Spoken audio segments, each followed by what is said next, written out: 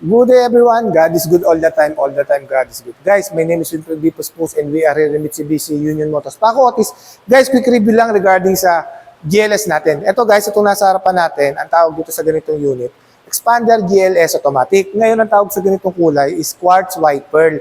Guys, meron kaming promo nito guys. Wala kayong cash out. Zero cash out, all in na po yung guys, kasama na yung 1 year comprehensive insurance, 3 years LTO and then shuttle mortgage. Tapos guys kung just in case na meron kayong gustong ipakabit na previous guys, andyan po yung contact name ko with my contact number. Madali lang po akong kausap kung ano po yung gusto nyo ipakabit na previous. Napakadali ko lang po kausap. Just PM lang po kayo, call lang po kayo guys. Sobrang dali ko po kausap. Ngayon guys ikutan lang natin yung unit. Guys si Expander GLS automatic namin, actually lahat ng expander namin guys, naka-sound insulating film. Yung sound insulating film guys yung kapag ka nasa loob kayo, nililesen niya yung ingay sa labas. So, ang benefits nun, lalo na kapag may kasama tayong matanda, may kasama tayong mga bata, mas makakatulog sila na maayos kasi nililesen niya yung ingay sa labas. So, hindi natin maririnig sa loob. So, ang benefits nun is comfort. Tapos, siyempre, pagdating sa lahat naman ng unit ni Mitsubishi ngayon, naka-new aerodynamic shield design. Yung new aerodynamic shield design, nakakatulong yun, yung sa nakakatulong sa pagtipid ng gasolina kasi hindi salpok ng hangin yung sasakyan. Tapos syempre, equip siya ng LED daytime running light, tapos naka-LED projector headlight na siya, tapos naka-LED fog lights na siya. Yan. Ang gagandahan kasi kapag ka naka-LED ka, better vision and then energy efficient. Tapos guys, ito pinaka-unique selling dito kay Expander namin. Meron na siyang multi-around camera. Yan. Guys, ano yan Yung multi-around camera guys side view mirror, tapos sa likod, naka-multi-around camera na siya. Yun yung ayan yung front fascia ni Expander GLS natin. Ngayon guys, punta naman tayo rito sa kanyang gilid. Guys, sa kanyang gilid, naka two-tone alloy wheels na siya.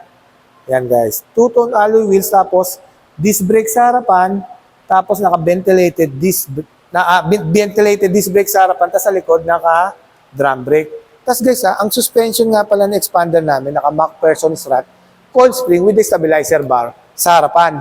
Tapos sa likod, ang kanyang suspension is torsion beam. Guys, banggitin ko nga lang pala yung engine. Sorry guys, hindi ko nabubuksan yung makina nito kasi 4 release na kasi ito Ang engine ng Expander namin guys, 1.5 liters, double overhead camshaft, 4-cylinder inline with the technology of Maybach. Yung Maybach guys pagka naka-Maybach ka, yung tinatawag namin na gasoline engine to guys pagka naka-Maybach ka, ang tinatawag namin Mitsubishi Innovative Valve Timing Electronic Control System. Meron kang tatlong benefits: more power, fuel efficiency, saka less emission. Yun yung kagandahan kapag ka naka-Maybach ka. Tapos guys, ang horsepower nito guys, 105 horsepower. Tapos ang maximum torque nito guys, 141 maximum torque.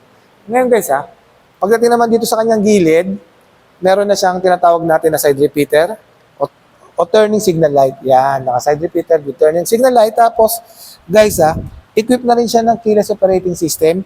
Yung susi guys, kahit nasa bulsa mo o nasa bag mo, within 70 centimeters guys, bubuksan mo lang to, mag-open to.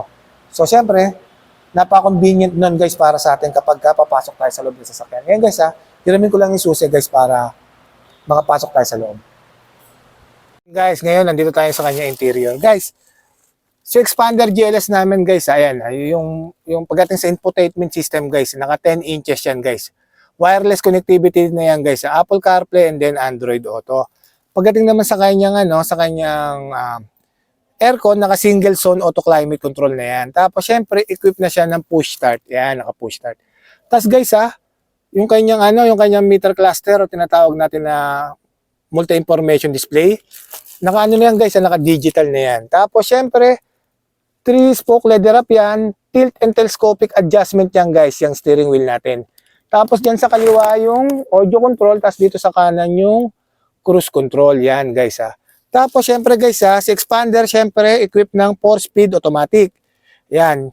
Equipped na rin siya ng electronic parking brake with brake auto hold. Yan. Tapos, syempre, dual airbags yan, guys. Dual airbags. Syempre, meron dito sa gitna, meron siyang center armrest. Yan. Tapos, meron siyang lalagyan ng, yan, may cup holder na rin. Yan. Tapos, guys, dito sa second row, guys. Dito naman tayo sa second row, guys. Yan, meron siyang aircon vent. Syempre, may control, meron din siya yan. Yung may control tayo na aircon dito sa likod.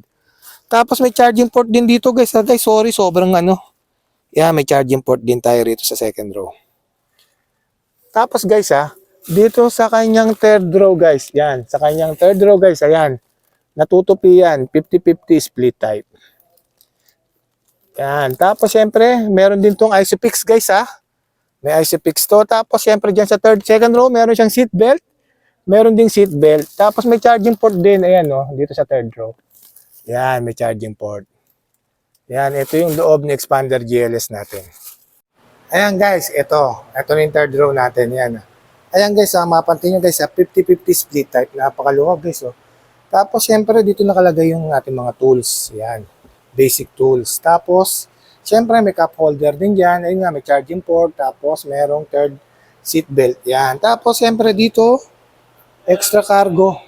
Yan, mga extra cargo yan. Yan. Ayan yung third row natin kay Expander GLS, napakaluwag.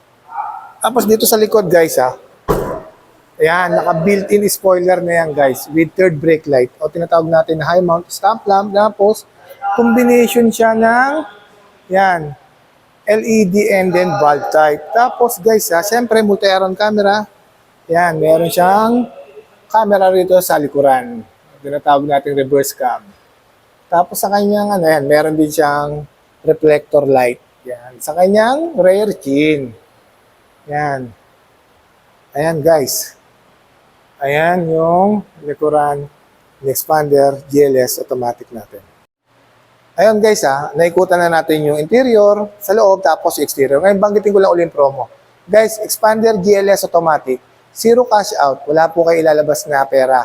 Ang gagawin niyo lang po sir, mga ma'am, mga madam and sir, sa day of release, pupunta lang kayo rito sa amin para kuhain yung unit. Tapos kung ano po yung gusto niyo previous guys, ikakabit po natin. Kung ano, madali lang po ako kausap. Nandiyan po yung contact name ko and then contact number ko po. Just feel free to inquire. Ulitin ko lang po guys Expander GLS Automatic 2026 Expander GLS Automatic. Wala kayo lalabas na pera. Wala kayo lalabas na cash out. Tapos inclusive pa rin yung 1-year comprehensive insurance, 3 years LTO, and then chattel mortgage. Ang kagandahan pa nung guys, pag nilabas natin sa sakyan nyo, meron kayong 20,000 na fuel subsidy. Pag nilabas natin yung unit nyo guys, kunyari guys, sa day of release, pagpunta nyo rito, wala kayong dadalhin na pera, wala kayong lalabas na cash out.